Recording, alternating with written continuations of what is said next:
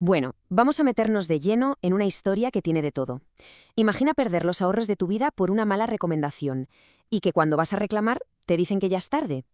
Pues esta es la historia de una pérdida de 72.000 euros y de una batalla legal increíble que le dio la vuelta a todo. 72.000 euros.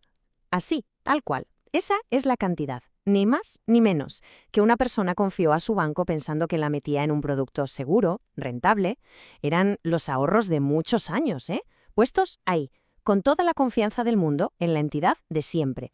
Pero claro, cuando todo se torció, la pregunta clave no era solo cómo recuperar el dinero. Había otra, mucho más importante. Oye, ¿de verdad puede ser demasiado tarde para luchar por lo que es de uno? Y esa pregunta, ojo, es la que va a marcar todo este caso. Venga, pues vamos al lío. Vamos a rebobinar hasta el principio de la historia para entender bien quién era el inversor y, sobre todo, en qué se metió exactamente. Todo arranca en 2006. Una persona, siguiendo el consejo de su banco, invierte 72.000 euros en unos productos llamados bonos AISA. Durante 3 añitos todo fue sobre ruedas. Pero llega 2009 y de repente, ¡zas!, se corta el grifo. Dejan de pagar los intereses. El mazajo final, sin embargo, llegó en 2011. Cuando vencieron los bonos, la inversión valía cero, cero. El dinero simplemente se había evaporado. Lógicamente, ¿qué haces en esa situación? Pues demandar al banco, claro está. Pero la primera parada en los juzgados fue un chasco total, un revés tremendo y bastante desmoralizador. El banco sacó la artillería pesada con un argumento que suele ser demoledor, la caducidad. O sea, le dijo al juez, mire, que este señor ha venido a reclamar tarde, se le ha pasado el plazo. El inversor, por su lado, decía, oiga, que el problema es que ustedes nunca me explicaron el riesgo que corría. ¿Y qué pasó? Pues que el primer juez fue tajante, le dio la razón al banco. ¡Pum! Caso desestimado. Parecía que la historia se acababa ahí. Pero no se acabó. El inversor no se rindió y apeló. Y aquí, amigos, es donde la cosa se pone interesante de verdad, porque el Tribunal de Apelación se paró a pensar en esa primera gran barrera, lo del plazo. ¿De verdad era demasiado tarde para demandar? A ver, para que nos entendamos todos, esto del plazo de caducidad es muy simple. La ley te da un tiempo máximo para reclamar algo. Para estos temas son 4 años. Si te pasas de esos 4 años, ya puedes tener toda la razón del mundo que el juez ni siquiera te escucha, archiva el caso y adiós muy buenas. Y aquí está la clave de todo, el quid de la cuestión. ¿Cuándo se pone en marcha ese cronómetro de 4 años? El banco decía, fácil, desde que se firmó el contrato, en 2006. Pero la Audiencia Provincial dijo, un momento. Y tirando de sentencias del Tribunal Supremo, soltó la bomba. Para productos financieros tan complejos, el reloj no empieza a contar hasta que el cliente entiende de verdad el error y la pérdida. Y ese momento no fue en 2006, ni siquiera cuando dejaron de pagar en 2009. No, fue en 2011, cuando los bonos vencieron y se vio claro que el capital se había perdido del todo. Así que, echando cuentas, la cosa es sencilla. Si el reloj empezó a correr en agosto de 2011, una demanda presentada en julio de 2015 estaba justo a tiempo, por los pelos, pero dentro. Así que el primer gran muro se vino abajo. El partido podía continuar. Vale, una vez quitado de en medio el problema del tiempo, el tribunal ya pudo meterse en el meollo de la cuestión, en el error de base que llevó al inversor a firmar aquel contrato. Este concepto, en lenguaje de abogados, se llama error en el consentimiento. Suena muy técnico, pero es de pura lógica.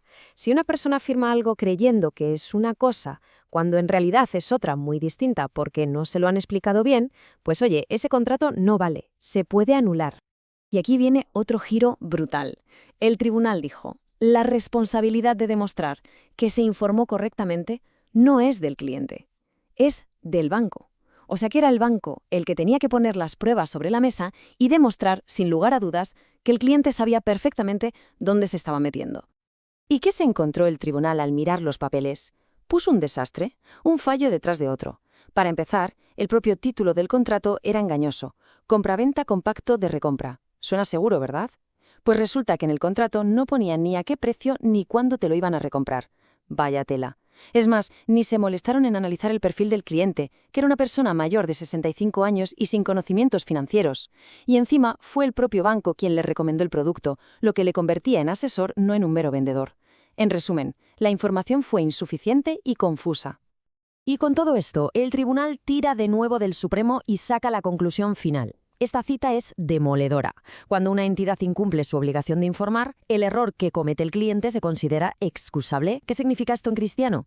Pues que el juez entiende que el cliente metió la pata, sí, pero porque se fió de quien tenía la obligación legal de ser transparente, y como el banco falló, el error del cliente, digamos, es perdonable. Así que con estos dos argumentos tan potentes, que la demanda estaba a tiempo y que existió un error excusable por parte del inversor, la conclusión de la audiencia provincial era inevitable y desde luego dramática. Le dieron la vuelta por completo a la primera sentencia. El contrato de los bonos fue declarado nulo. Y la consecuencia es que había que deshacer la operación como si nunca hubiera pasado nada.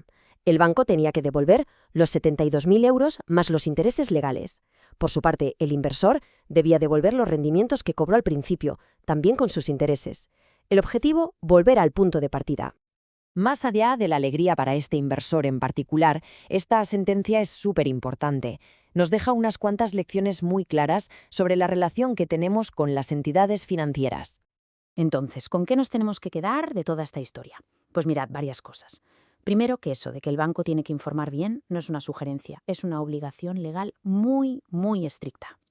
Segundo, que si encima te lo recomiendan ellos, esa obligación es todavía mayor. Tercero, y esta es la clave, que si el banco la lía formando, un error que cometa el cliente puede ser considerado excusable por un juez. Y por último, lo del tiempo, que para productos raros el reloj para reclamar no empieza a correr cuando firmas, sino cuando te enteras de verdad del agujero que te han hecho. En fin, este caso, que pasó de ser una derrota cantada a una victoria total, nos deja en el aire una pregunta para reflexionar, ¿eh? Una entidad financiera, ¿para quién trabaja de verdad? ¿Para sus clientes o para sus propios intereses?